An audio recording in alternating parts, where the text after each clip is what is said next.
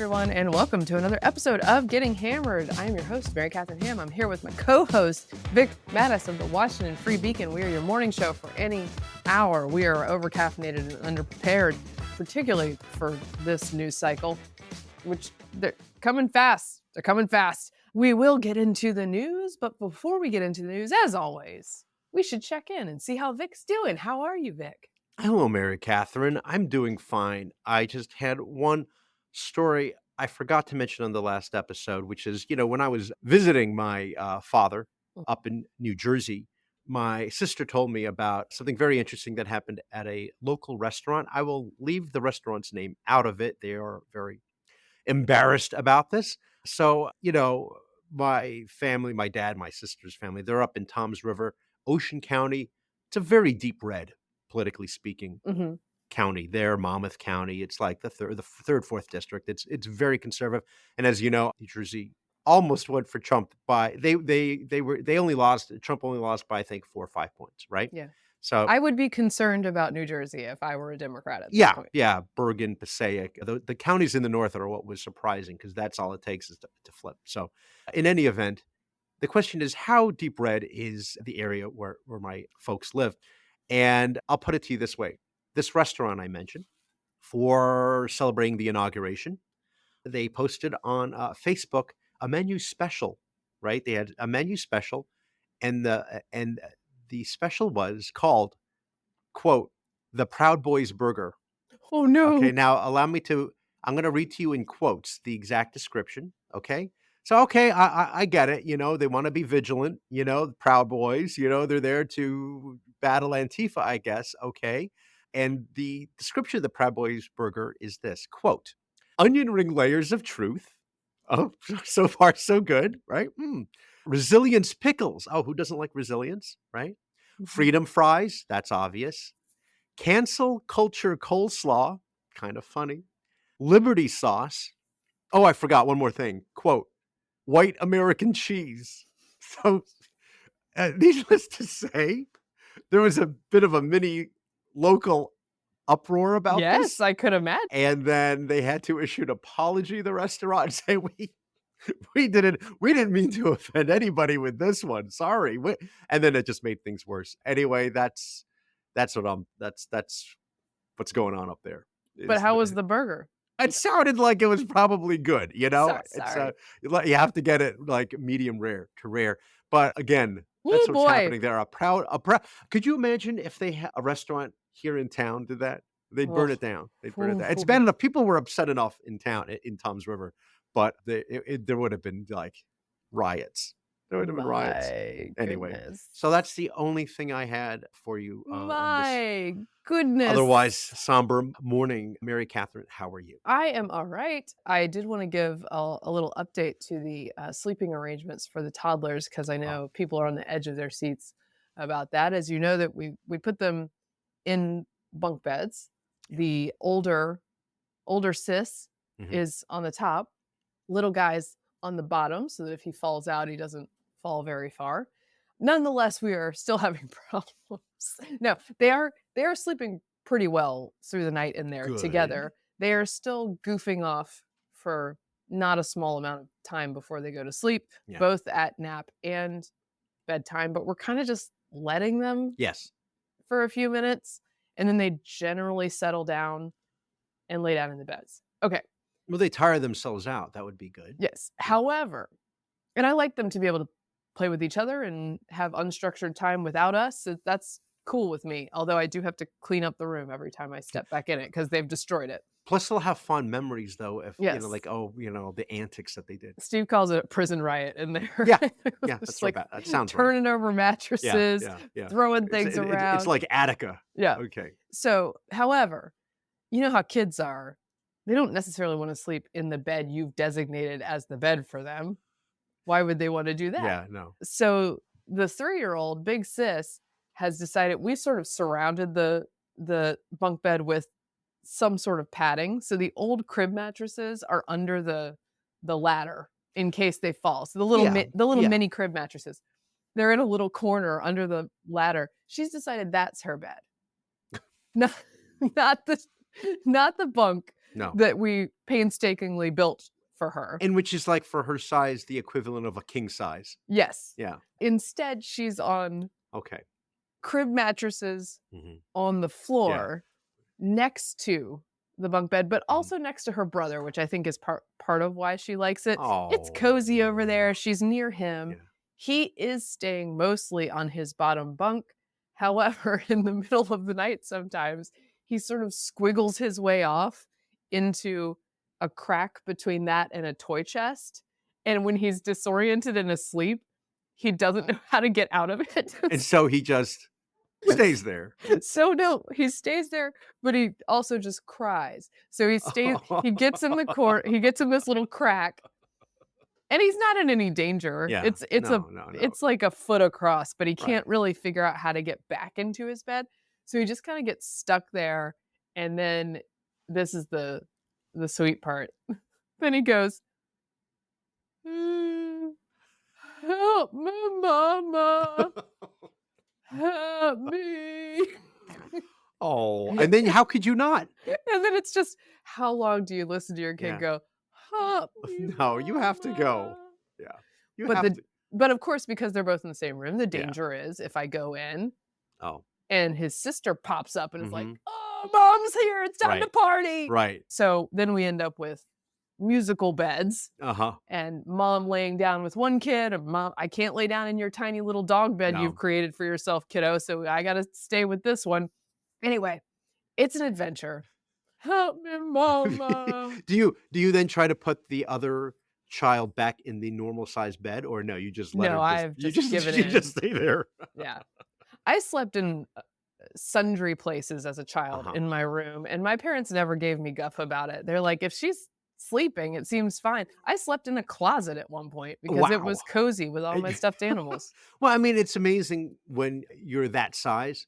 You can sleep in more places, I think, than when you are an adult. Like, the idea of me even sleeping, like, you would have sometimes you would have to as a kid, you'd have to sleep on the floor. You go sleep over somebody's house, you sleep on the floor, Yeah, no where big deal. we visited my aunt, we'd have to lay maybe there was like a foam egg crate that you could put on the hard floor, but you feel it the next day, You sure do. Yeah, Yeah. yeah. So, anyway, Oh, they're doing well. that's sweet, though. "Help me, mama." He knows what to say. I mean, it That's really good. works. Yeah, well, I bet it does. It really Yeah. works. Oh, If you're called out by name, yes. it's hard to let the It cry it it out it happen. when I would have to, like, punish my daughter when she was small, and you don't want to spoil her, and you put her in the timeout in the room, and you close the door, and on the because she did something really whatever it was terrible, I'm sure, and on the other side of it, she would be like, "Please, daddy, help, please, please." I'm like, "Oh my gosh," and it's like, "Okay, I'm gonna punish her for, like, 5 minutes," and it feels like 5 hours. Oh, yeah, for Yeah. sure, for Okay. sure. Yes. Alright, so Alright. that's my story Oh, for today, which is sweet it before is we get sweet. to the sadness of Yeah. the news Yeah. cycle.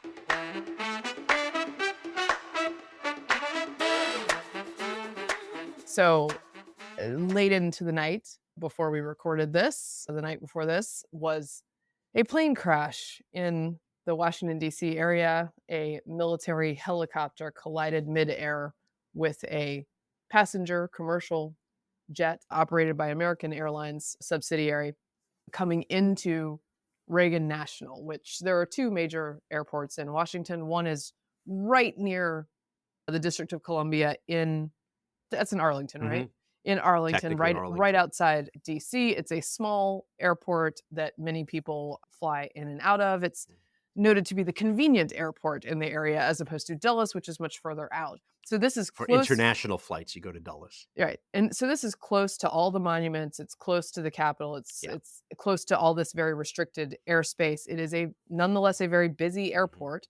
And there is also, as illustrated by this crash, military plane traffic going down the Lots. Potomac frequently. We Yeah. see helicopters constantly. In fact, I might have mentioned recently that for a toddler who's into helicopters, which I have two of them, it's a great place to live because you see them constantly. Oh, sure. But these planes collided in midair, went down in the Potomac. It was a fireball type of crash, very traumatic looking, cold night, first responders were out there all night, but they have determined that the 64 passengers on the commercial jet and the 4 crew members on the helicopter, there Mm, are no survivors might be among 3, them. but yeah. So that 3, yeah, I think you're correct, 3, that there are no survivors among them. Mhm. And this is just terrible news. Thanks to all the first responders who did hard work last night and continue to do hard work in the now what is a recovery mission, not a rescue mission. A terrible aviation incident. I think the worst since when did you say It's 2001? 2001. It was that American Airlines that crashed in New York on its way to or from JFK. It might have been, and it was, only 2 months after 9/11, and that was horrific, and that was an American Airlines one. I had to go back and reread that because I had forgotten about that one. For some reason in my mind, the other crash that I thought about was ValueJet, which crashed in Right. the Everglades, which was also obviously, Well, and they're all terrible. the death toll of that 2001 flight, which I also don't remember well, maybe we were just topped out on aviation trauma at that Yeah. point in I remember seeing that 2001, in the news. It was but insane. the death toll for was 260 on Yeah. that one. And people on the There ground. Yeah. Right. There are reports that people on this flight were coming in from Wichita, Kansas. Yeah. The Kansas community is, of course, greatly affected by this. It's not a huge state with a huge population, so a lot of Mhm. people will know folks who perished here. There are some stories that suggest perhaps there were members of the US figure skating That's community right, they issued on out a this flight. release, a statement on this one that, yeah, they were doing a competition in Wichita.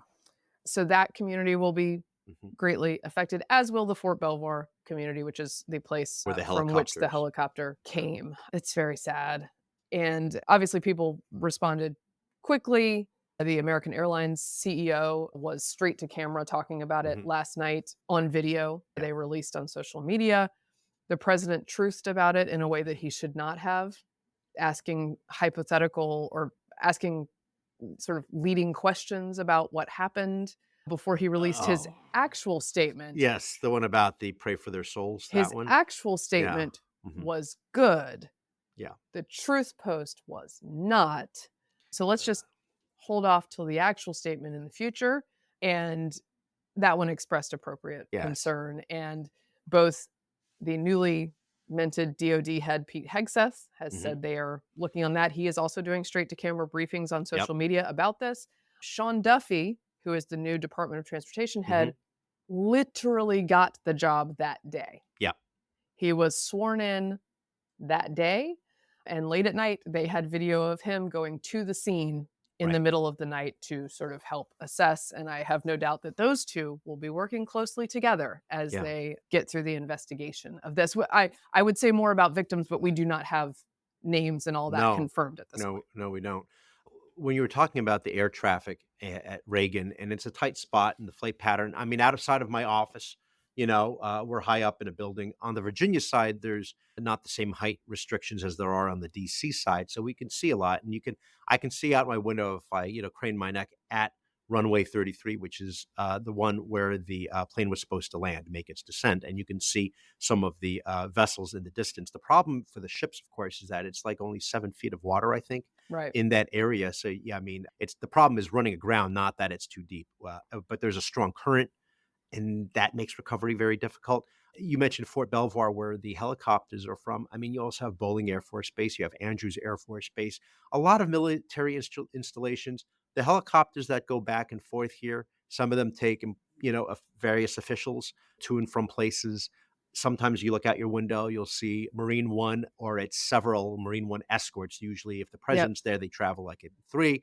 You also see V-22 Ospreys, and you can always tell them because, I mean, the sounds of the helicopters and the Ospreys are much different than the commercial aircraft.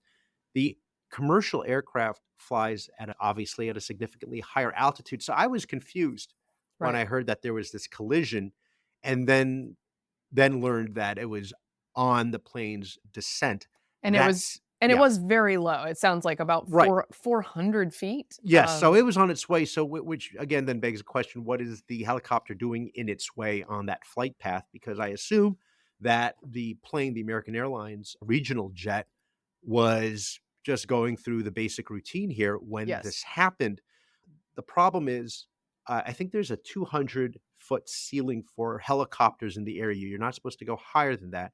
So this helicopter was hired. It was also, as I think you mentioned, a training mission. And according to the recording, pilot or somebody on the helicopter had acknowledged that there was going to that acknowledged that there was an incoming plane, and at the same time later then requested a visual. So that's confusing, and it happened at night. Obviously, I don't think this would Yeah. have happened during the day. Just horrible and shocking because there was a time growing up when I grew up where, plane crashes happened from time to time. They were always terrible, but you sort of, knew that these things were going to happen for one reason or another. A lot of times it was something that was mechanical, where you talk Right. about the hijackings and things like that.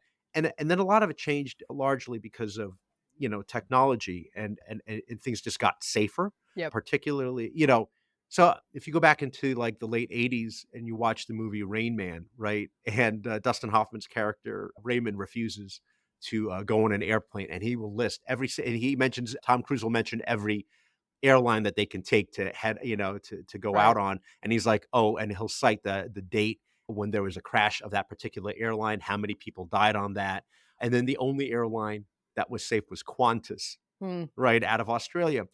That was then, and then over time, because of technology and whatnot and other know-how, it just got safer, and so you heard less and less of it. You talked about we talked about the 2001 crash.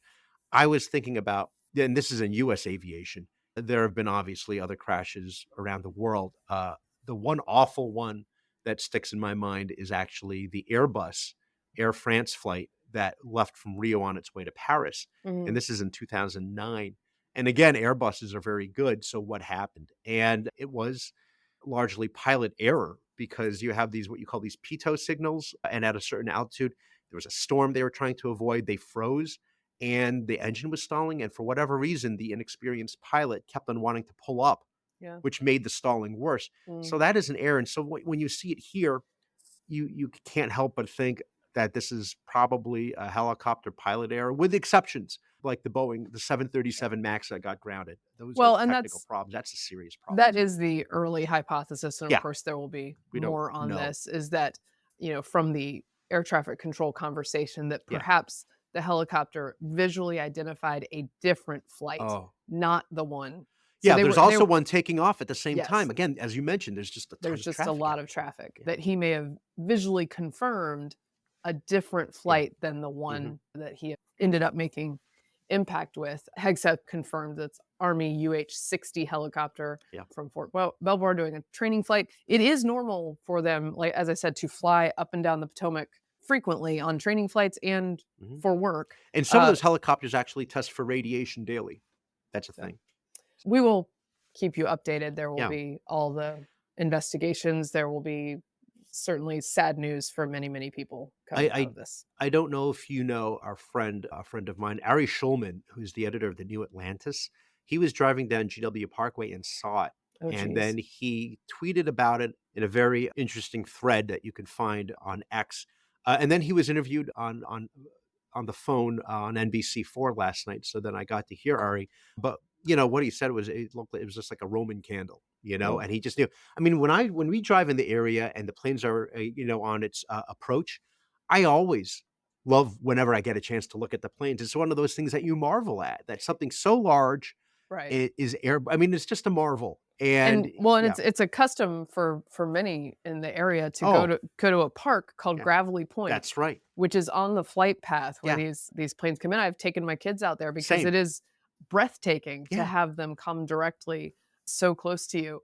So, oh, we did wanna mention that there was, of course, bad political Oh, behavior on of different flavors from all sorts of people. One, immediate conspiracy theorizing, which was like, yes. "Okay, let's not," about, this being Oh, intentional intentional. or Right. who's on the plane and that kind Right, of thing. right, that's always the thing is who's on the plane. And then there was, of course, the inevitable from very that was the conspiracy theorizing, not so much from mainstream figures. No, Mainstream figures went to the political. yeah, Trump's influence over the TSA or something, Right. which obviously would not have had time to affect any of this. We do not know the facts of A what affected as this. if he had laid off all these people and that air traffic control was actually empty, there was Yeah. nobody there. you So know? the Aaron So, Rupars and the Bakari Sellers of the world ugh. went to that and then had to sort of backtrack, or at least Sellers did. I I don't don't know yeah, I about don't know if Aaron Rupart did. Bakari Sellers did, and somebody was like, "Wow, I guess he got the call from CNN,"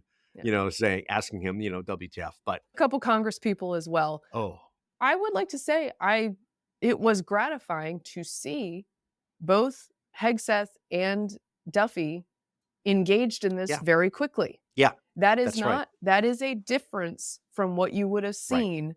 You wouldn't have seen these people's faces, you wouldn't I probably wouldn't have seen them on the ground, right. and so I appreciate that part of the response to The this. the thing about the Bakari Sellers apology, it's like it's a non-apology apology, really, where he says that this wasn't the time or place. If you go back and you can read it on X, I'm not going to quote him word for word and subject our listeners to that, but basically it was, I understand this is not the time and place we should be focusing on the rescue recovery efforts. And I'm sorry because I just felt so strongly, passionately about how terrible Trump is and about how he's destroying this country. But I'm not going to talk about that now. Yeah. And I'm going to talk about what he's been doing to, and then just back into it. So it's just like, Yeah. just stop. Or people theorizing and putting in their, I just wait until we find out more information. We don't, Just we give it a little give it some while. time, but people are compelled to have to put in their 2 cents. They really are. That's the thing about social media. They really are. Alright. Oh, also one more bad Yeah. thing, which was local media at Reagan National Oh, found a I husband, can't even think about this waiting one. for his wife and showing the text, and he's waiting there. This is terrible. Yeah. This guy, and people are like, "Oh, he seems so calm." He's in shock or he's in Yes. denial because Yeah. oh, maybe they were able to get her out. This is terrible. And we no, we shouldn't have to see. He shouldn't have to be on the air like this just No. because you're looking for a scoop. It is No. just come on. All Oof, right. I have trouble thinking about I that one, know. poor All guy. right. Alright, should we talk about confirmations? Yeah. Things Cat are happening. Kash Patel is happening as we're recording, Yep. so we don't have information on that one. I believe Tulsi Gabbard will be upcoming. As Mhm. we noted, Sean Duffy was confirmed Mhm. and Broadly too. sworn in, and RFK Jr. was on the Hill. Not so broadly. Yeah. Let's support Doing it. talking to the committee that Yeah. will vote on him Mhm. for head of HHS. Yes. That's right. RFK Jr. is a lefty anti-establishment guy, Right. right? He's For a long time. has a long time record of being very Mhm. pro-choice, Extremely pro-abortion. long time record of questioning vaccines, Yeah. and it Non-COVID vaccines, like yeah. the vaccines that we all have our kids on schedules for. Well, and that at times he'll say he just wants vaccines to be treated in this way and Mhm. studied in this way, but Mhm. but then you look back at the statements and he actually has Yes. been sort of flatly against some of Or them or many of wacky. them. Wacky. I am of the mind, like Vinay Prasad, who I follow closely on this stuff, where he says the way to talk about this stuff is to say, here's what Europe does, here's what we do. Why are these different? Yeah. Okay. And sometimes RFK can talk about it like that, but he doesn't always talk about it No. like No. that. Yeah, over the years. He is a person who brings together the horseshoe of left and right leaning, skeptical of public health, Yeah. a little bit crunchy. Right. I mean, even really kind of black pilled on public health people. And they believe that he will work to undermine Mhm. sort of big ag, big sugar, Pharma. all the big pharma, all of the very real Mhm. subsidies and nonsense that we do in this country to Yeah. create nutrition guidelines, to create foods, Yeah. the perpetual wrongness of the federal government about nutrition in general. Mhm. He is an avatar of all of Yeah. that. And I don't know whether he'll get confirmed. My thought was that he changes the calculus because he could get Democratic votes. He could possibly get Democratic votes because, as you mentioned, I mean, he was for a long time, friends with all of these people on the left. That's what he was, is, pro-environment. I mean, extremely environmental, I should say, and pro-abortion. And his stance drew a lot of people who were crunchy, Mhm. not just crunchy cons, obviously, but people who had questions. They had questions about the vaccines and linked to autism. And he was all over that, right? Yeah. And so again, like you said, a lot of things that he Which by the says. way, the stuff Yeah. the autism link studies are a scam from another guy Right. that have Right. been debunked. Right. But they I didn't seem to mind it, I thought, as much as people on the right. And then suddenly he's there, trying to get confirmed to be, Trump's Secretary of Health and Human Services and looking for support from the right because he's not going to get it from the left. And so I don't know what the final number is going to be. He might not make it through because as you mentioned, he might get some, there are Republicans who are going to be skeptical about this, or social conservatives, certainly, who are like, well, where is he, not just his stance, but is he going to have any involvement in certain policies yeah. that matter to us as conservatives? He's also had very crazy things to say about gun owners, Yeah, which we know the left is trying to shove into sure. a public health policy Right, area, which could get very dangerous for right, civil rights, and about people who don't believe in climate change. right. Now, he pretty happily walks all these things back, but you Mhm. must also evaluate that he has said them Right. in the No, past. that's correct. He has to acknowledge it, but because the RFK that you hear, that you heard yesterday, in his opening statement, saying very reasonable things like, yes, we need to look at this. Why is it that, there's this, obesity epidemic, Right. the massive increase in diabetes, type 2 diabetes, right? Especially among kids. What are they eating? What's going on versus when he was a kid as Or allergies. allergies, Um, all this sort of stuff I want to know more about, and but my thought was, and you mentioned Democrats, I think even the Democrats who are sympathetic to him or used to like him or agree with a lot of his other positions are going to be towing that line. They're going to, there's going to be a lot more discipline among Democrats. You're not going to have any breakaways. right. Fetterman, yes, he supported Lee Zeldin and Marco Rubio. And I think even Sean Duffy, he's reasonable. I don't know about this, however. And so my thought largely, Mary Catherine, is that he's there in this hearing and he's doing the Democrats are doing a 180. You saw Elizabeth Warren and Michael Bennet, and they're just and Ron Wyden, they're just screaming at him, about things. But then of course Republicans are doing a 180, the Heritage Foundation for that matter. Mhm. Everybody's doing a 180. And I just want to say I'm glad that I got this right and didn't do what some people say, which is, oh, he did a total 360. Right, no, you did the 180. The 180, Um, you gotta know your geometry. I don't Come know, on. so this is one of those things where I don't know what I would do. Because I do think that Mhm. Trump is entitled to deference Yeah. on a lot of his Yeah, if picks. the person is competent. I wish he would just make this guy an advisor Yeah, on nutrition, yeah, health czar. but he didn't, and I appreciate a lot of the messages and the reasons that people like Mhm. RFK Jr., even if I don't trust him, because they have been lied to a Yeah, lot sure. by public health. And I am interested in chronic disease, and I am Mhm. interested in the bad nutrition advice that that the federal government has been giving for decades and decades, Yeah. and the way it influences the making of food in some bad ways. I would like to deal with that by removing subsidies instead of adding mandates, which is what I'm fairly certain RFK's jam is, Yeah. and many of the people who support him. What's interesting about the vote, I think, is that there will be public support for him.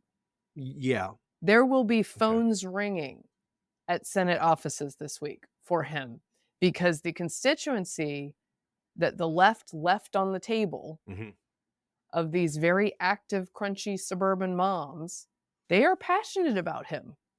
Yeah. And the change that they are like, he's been fighting this fight when it was unpopular the whole time, and we want him in that position to continue to fight the powers that be on this. And they will be calling senators. So you think that he skirts by maybe with a Vance Maybe tiebreaker? maybe so. Yeah. I I don't d know. I don't I know. I understand that this one is a further bridge.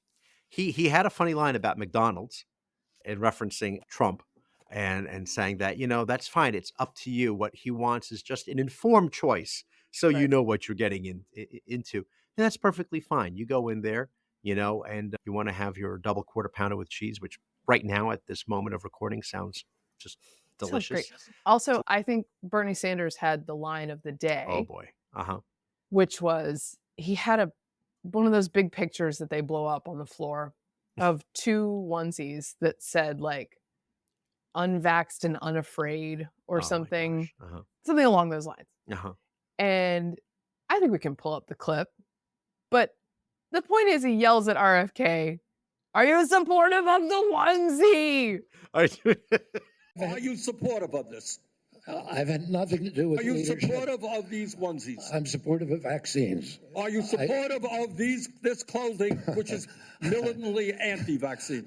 I saw that and I didn't have the energy to actually delve into the onesie situation, but Yeah, I so guess that's it. I don't Yeah. know. I do think we are seeing continued evidence that Democrats do not know how to wage the fight against any of these people, even Yeah. when there are obvious openings. Yeah. The onesie line of attack, I don't think was a winner. Mhm. Megyn Kelly, who came to watch this hearing and is indicative of some of the popular energy behind the Make America Healthy Yeah. Again movement.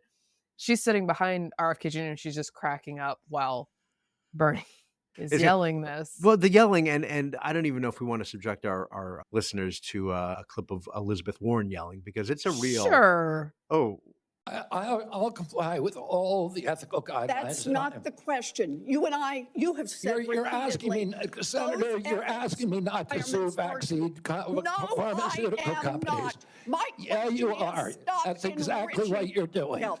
Look, no one should be fooled here.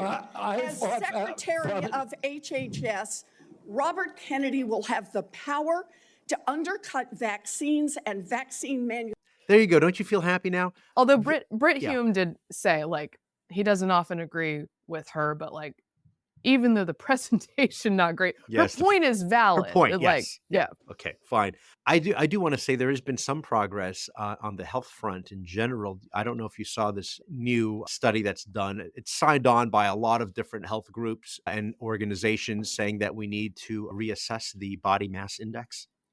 Oh, So that's always been controversial because newsflash, guys. yeah, because I do the if I put in the input, you put in the input for your height and weight, and they will tell you whether or not you are overweight or Right. obese or morbidly obese. And I'm in the overweight category, and I don't Yeah. really think of myself as such No, slightly, but I think you're fine. yeah, thank you, Yeah. thank you. It's the Spanx, really. I wear the Spanx, so you can't tell. But now they're saying that it's really needs to be done in conjunction with other issues that you might have, including if you're going to be prone to or have diabetes, for example, Right. then you need to, as a doctor, you know, suggest some sort of an approach or what are you going to do next? Also Otherwise, they say, quote, leave them alone. also, we have technology that can actually do the BMI instead of this calculation that doesn't actually Calculation. make Yeah. sense and ends up putting a bunch of Yeah. NFL players Oh, in the right. in the Totally. obese Right. category Well, that's the thing because I'm in the same situation because of, my physique. because of your physique. Yes. I just, I don't have. Okay. Anyway. Obviously. Can we talk about something near and dear to my heart, which is the Yes. learning loss issue? Oh, boy. Yeah. Since COVID, my home county school system Mhm. continues to disgrace itself over and over and over again, just making itself, from taking it from one of the best school districts in the country to something no one recognizes at this point. You mean Um, Fairfax? Fairfax, yes. Yes. So on Wednesday, the national report card came out. This is the National Assessment of Educational Progress. It's a test administered by an arm of the U.S. Department of Education. It's given periodically to representative subset of American students in math Right. and reading in grades 4 and 8.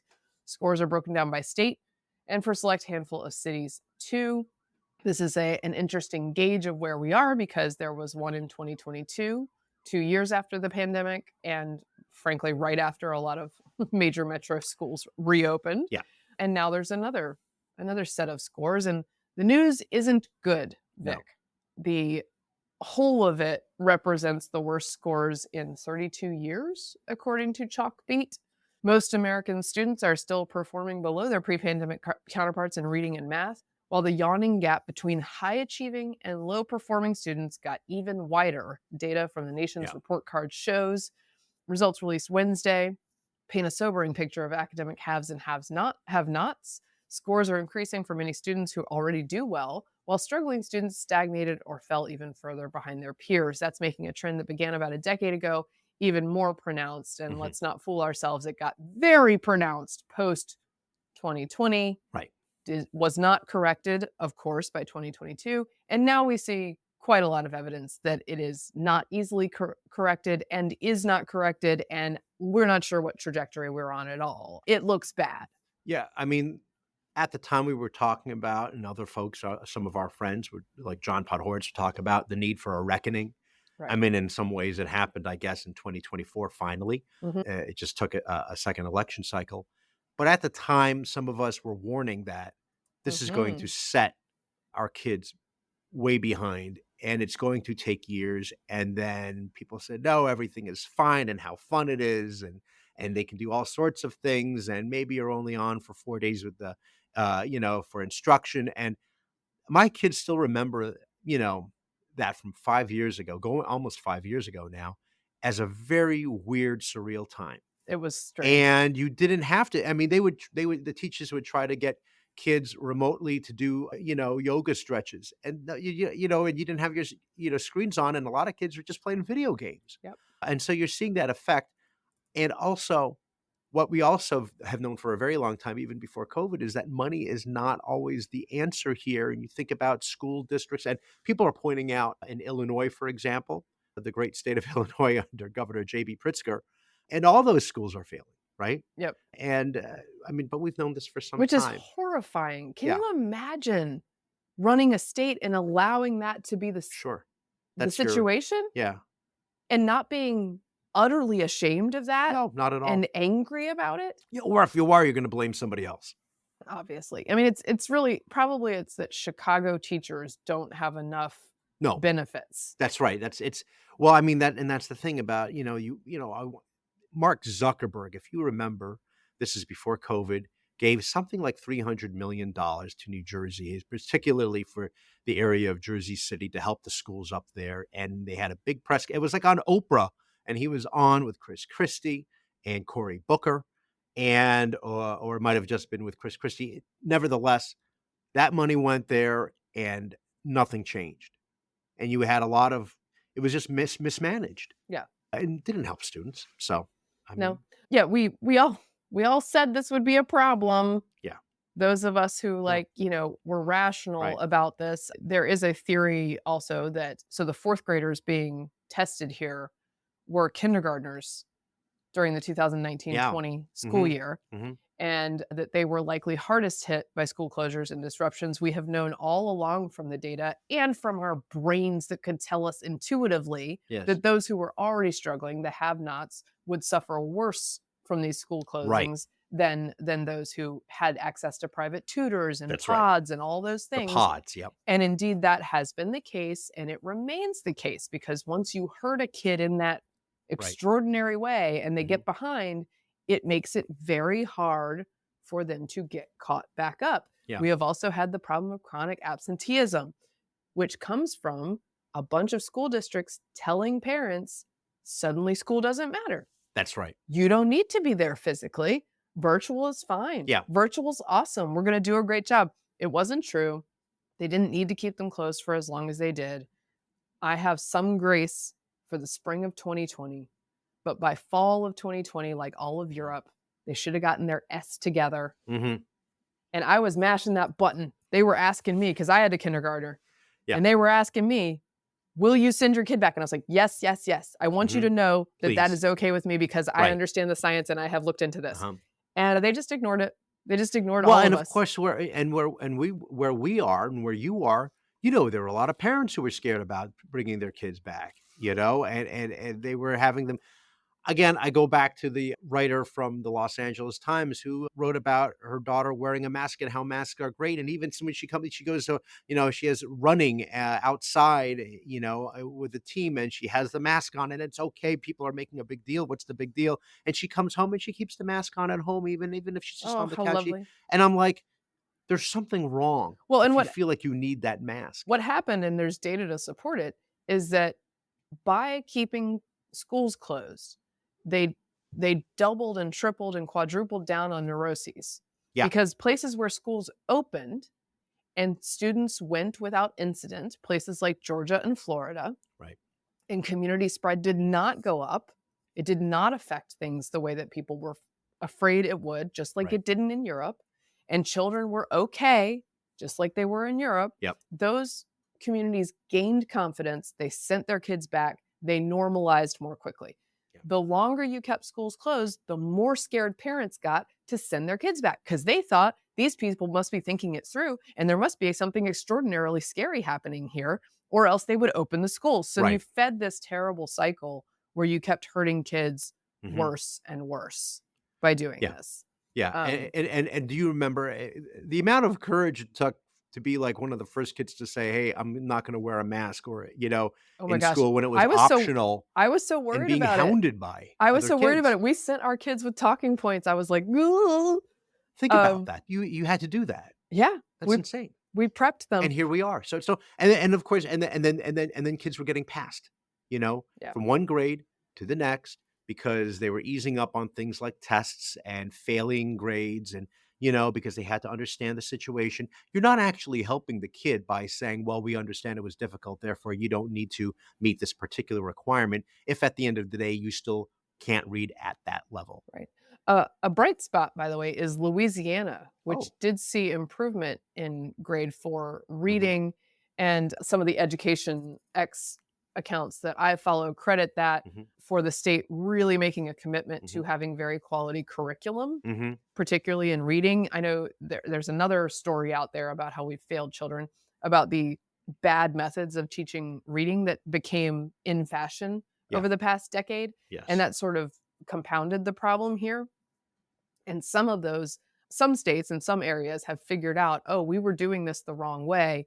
Right. Let's get a curriculum that's actually working. And it looks like Louisiana may have cracked the code on that. Mhm. But there are very few bright spots in this thing. High marks for Louisiana, also high marks in fluency in, English and Creole, I believe is Yes. sorry. Is it Cre Maybe is that the language? Is it? it It's not is. Cajun. It's not, No, it's Creole. it's Creole, Creole, Creole. I I believe. just learned, by the way, recently that Cajun, not recently, in the last 2 years or so, that, it comes from Acadia, up in Maine.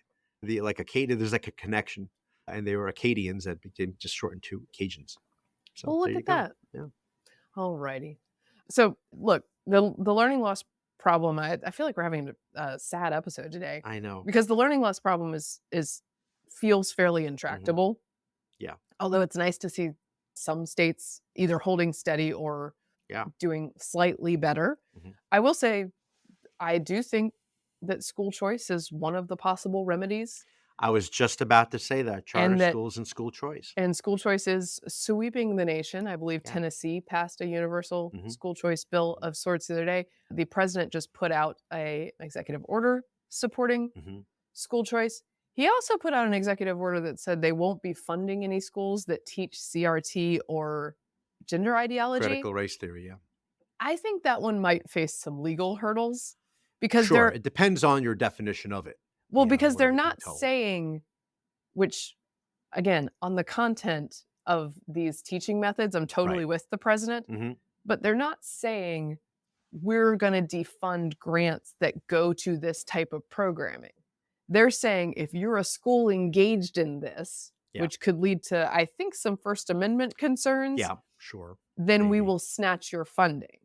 I think you probably have to word Uh, that differently. well, I mean, I was just talking to somebody who is, fairly well connected into the administration, and I think the strategy is for the Trump administration is just to throw as much on the wall and Yes. see what sticks, and they're throwing a ton. Yeah. Okay, that's what I'm talking about. Like, the whole wall is just plastered with stuff, and it's just like, all right, well, say not everything is going to get through, and now some of the stuff is going to go to the courts. I think they fully expect that. I was Yeah. talking to a friend, Casey Maddox, who works on this stuff, and he says under the unconstitutional conditions doctrine, this is the Mhm. basic rule. Government can say to a grantee, you may not use federal grant funds to advocate for or do X in the funded program. The Right. government cannot say to a grantee, because your org does X, you Yeah. cannot receive federal grant funds Right. altogether. So that is a distinction that might be a problem in this case. And I also, it's always worth pointing out when we're talking about school choice that usually the biggest proponents on the left who are against it don't actually send their kids to Oh, no, these never. public schools. No, Lefties never send their kids to public no, schools. no. It's like it's right up there with Cori Bush, the now former congresswoman, being for defunding the police, but had her own private security detail, It's always, Yeah. always the case. So I do think that there are creative solutions out there that, when supported by a Department of Education, Mhm. state legislation, executive orders Right. that will tell parents and schools, yes, there are new and different ways to do this. Yeah. Children's have very children's the I thought you were going to children's say children's. the children's have Yes. very different brains. Yeah. Different things work Mhm. for different kids. Yeah. And I, having homeschooled a bit myself, although not for long, I really embraced that part of it, which is you can find different kinds of paths and different kinds of instruction for your kid. Yeah. I still, if I, not to toot my own horn, but just to give thanks for what happened at that moment in my life, I am so thankful Yeah. that I was able to and decided to Mhm. yank my kid from school that year. Yeah. She was We think about it a 6. lot. We think about it a lot. She was 6. Mhm. She would have wasted away Yeah.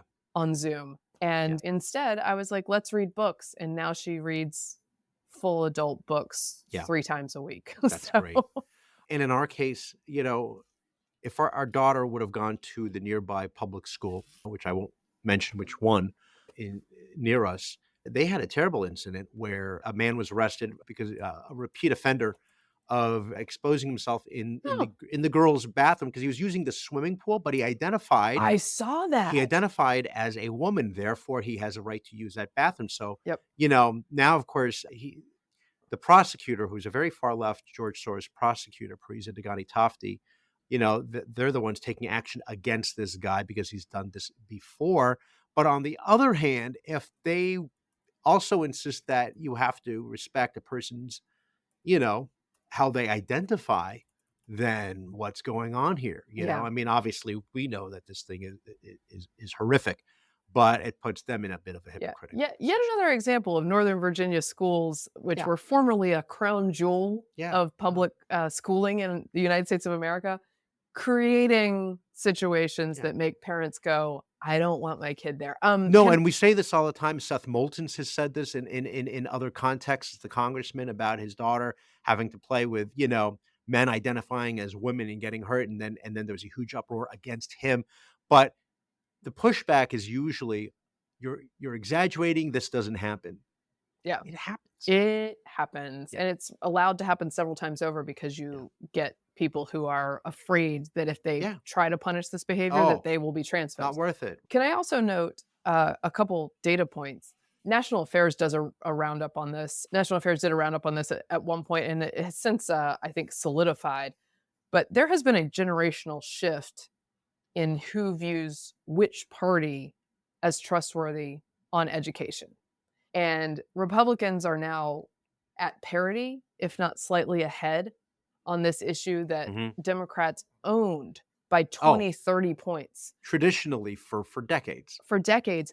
And not only has it become, almost even, or Republicans slightly ahead, which is a problem in and of itself, but education has moved up the list of things that parents are concerned about. Right. One of the reasons I think you saw Gen X voters go for Trump in larger numbers than other generations is because they were the generation parenting children through 2020 schooling. Yeah. So I think that's an interesting political shift. And I should note also, just an echo of that in current polling is did you see the Quinnipiac poll about Favorability of the Republicans versus Democratic Party? Yes. Yes. A new Quinnipiac poll showed the Democratic Party an all-time low of 31% favorable and the Republican Party at an all-time high of 43%. Now, Republicans are still underwater, but not to the extent that Democrats are. And Democrats, again, have had a perennial lead in this area. Yeah. The country is more registered Democrat, or has been in the past, is more favorable to Democrats, or has been in the past. So this shift, both in registration in many places toward Republicans and in favorability, is a large problem for Democrats. Again, it goes hand in hand with these other numbers. Traditionally, Democrats always had their strength was education, environment, and even economy to a certain extent. And Republicans, it had always been foreign policy, which mattered very much so, especially during the Cold War. And then that shifted, and then Clinton won. There were other reasons, obviously, too, why Clinton won, like Ross Perot. But nevertheless, now you're seeing this shift where Republicans are able to sort of own education because they're on the right side of things and how they have a better sense of how parents feel Yep. about their kids, whereas the left is still obsessed over identity politics and it's killing them. So on the one hand, you want to, try to let them, tell them to wake up. And on the other hand, it's like, well, why don't you keep running on this in I 2026 know. and 2028? By the way, would you like to guess the percentage of men in America who say they have a positive impression of the Democratic Party according to this Quinnipiac poll? I don't know, 35%? 22. Oh, wow. Ah, 22. yeah. Now, again, Men, they're we're- losing men. we have a thread going through this podcast. They but still it's- matter. Men still matter. Yeah. So we talked about, and we would get frustrated that there wasn't a backlash to the COVID era Yeah. excesses from Democrats. But I think this is all of a piece. They're losing ground on education because of the education policies in most of these major metro areas and the way they failed kids. They're losing ground on the Make America Healthy Again moms because of the overreaches in public health. They are losing ground on men because they called them toxic for 15 Yeah. years. So, Yeah. like, in the end, yeah, these people don't feel comfortable Mhm. with you. And the Republicans can certainly, and I predict it will happen, Yeah. lose these gains, Right. overstep, Sure. misread the electorate, but largely they are on the right side of them right now. That's right. And again, even people like Van Jones on CNN talk about, this real serious Democratic problem of losing men and white men and young white men, but across the board. And you're shunning them. You're saying there's no room for you in our party. So where do they go? What do they do? And you know what they do, Mary Catherine? They order Proud Boy burgers. That's what happens. I'm sorry. Okay. No, they go to that party on the cover of New York Mag. Oh yeah, with all the beautiful people. By the way, someone did figure out who that young lady was I know. in the picture, and I would Yes. just like to say she has a Southern double name because, of course, she does. Her name is Mm-hmm. Anna Claire. Oh, yes. She is known as the president. Girl, you look like an Anna Claire. Let me say, her mom and her sister also have double names. And thank you to the New York Post for getting to the bottom of that for us. Yeah, good Should we talk about blueberries before? Yes. This is, again, we're talking about people who have a real sort of pulse and can relate to real America here. What's happening, Mary Catherine? So on CNN, they were having a discussion about executive orders. I should mention, by the way, that the executive order that froze all grants and such had to be rescinded because a judge was like, nah, y'all got to stop that. So again, the court. So, I mean, we talk about these things are going to get stopped if there's questions. And also, like, in throwing things at the wall, things are going to go haywire sometimes, and you need to be as careful about that as possible. However, one of the things they were talking about is the immigration enforcement. And a Democratic strategist and talking head who was at CNN said, I kid you not, I cannot wait till women can't get their blueberries for their smoothies. Okay, I want to because of the immigration enforcement. Yes, and I want our listeners to know that Mary Catherine's vocal fry was actually accurate. I guess we have a clip of her saying this. Okay. These building trees, guys, are being hurt. I can't by wait. labor that shouldn't be here. I can't wait until American women can't get blueberries for their smoothies. I cannot wait until there is a full crackdown on all small businesses, as if that's going to be the solution to the immigration problem. I mean, I couldn't tell the difference right there between her and Mary Catherine, because she does have that voice about the I can't wait. Yeah, and again, the blueberry smoothies. That's what she's thinking about. It's wild. It's wild because but again, it speaks volumes about how different people think about immigration depending on where you are on your social strata. So, I mean, working class people, they think of incoming illegal migrants as competition, right? And the people on the very top, these sort of liberal elites, they think of immigration as cheap labor. I really do think, but who will pick the blueberries for my smoothie and who will clean my house are pretty bad arguments, guys. Yeah. They don't because that's what you do, They don't understand how they sound. No, completely tone deaf. Like, also, this is a white lib lady thing in particular, where it's like, I support unlimited illegal immigration, no matter the cost or crime or Anybody anything, else. because I need to keep my blueberry smoothie prices Yeah. down. Mhm. I also am going to grant myself a six-figure job at a Oh, DEI department where my professional license is in calling everyone else racist. yeah. It's quite a gig the white liberal ladies have. They've set up a racket for themselves. Yes, it is. I mean, but again, it's sort of part and parcel with your, classic limousine liberals that we've known for a very long time. When I heard the blueberry smoothie line, I couldn't help think about Jack Nicholson in As Good as It Gets, and he's talking about those people, the people who have things, the people who have it good. And he talks about them having, he says, that's their story. Picnics by the lake, he says, and good times and noodle salad. That's what they're having. Noodle salad. And these Noodle people are salad. having their blueberry smoothies. But Yeah. again, I was getting reminded of course, Cesar Chavez. Of course, he was a champion for, the farmers and the laborers and such. But he was very fiercely protective against the illegal migrants. And whereas a network recently had to correct its reporter who said that a reporter used the term illegal alien, Mm-hmm. and the woman back at the network main desk corrected her on air and said, we call them undocumented non-citizens. Mm. And the reporter, this is very Orwellian. She just looked remorseful, like, oh, I'm sorry. And then I Even think she though, got, even though it is literally the yeah, legal term yeah, yeah. used by the federal government. Yeah, and I think she got sent to a re-education camp. So, Oh no. but I want to say good for Caroline Leavitt, the new White House press secretary, because that was one of the questions that was posed to her from a reporter having to do with how many of these illegal migrants actually have committed crimes. And Caroline Leavitt said all of them, because they Right. came here illegally. And that's the shocker, is that, oh my gosh, we're actually going to consider the people who are here illegally as illegal. Right. By the way, she is on it. She is. Taught answers, Yeah. forceful. She's opening up that briefing room. And again, just taking questions all the time. Yeah. These folks are on camera. Yeah. Constantly. I understand, and that's part of our job here at Getting Hammered. I understand that it can be overwhelming because there's a lot of information coming in all the time. Sure. So we're sorting through that for you, and it can get even challenging for Mhm. us. But the transparency and accessibility, even when I don't like a policy, is such an improvement. No. And they can, the White House press corps is going to go after this administration, guns blazing, right? And say what you will.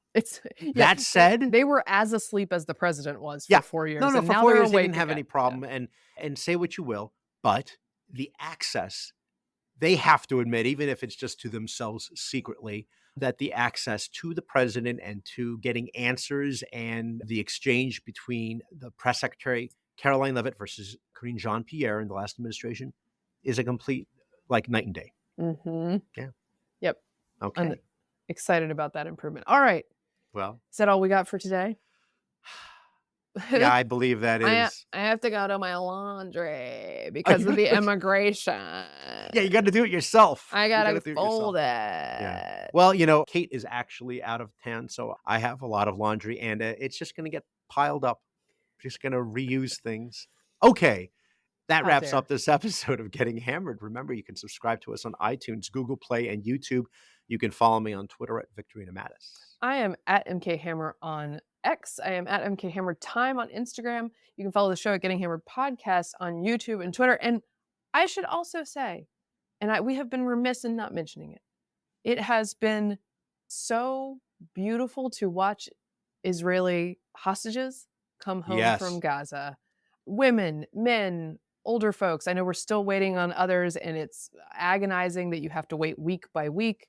But to see them meet up with their families and hug their mothers and be reunited with each other, because many of them were held captive together and were tortured together, but then were split up upon release because you gotta get one last dig in. To see them reunited has been beautiful, and I hope the best for as many as possible coming out of Gaza. Although, of course, we have concerns that many are not alive.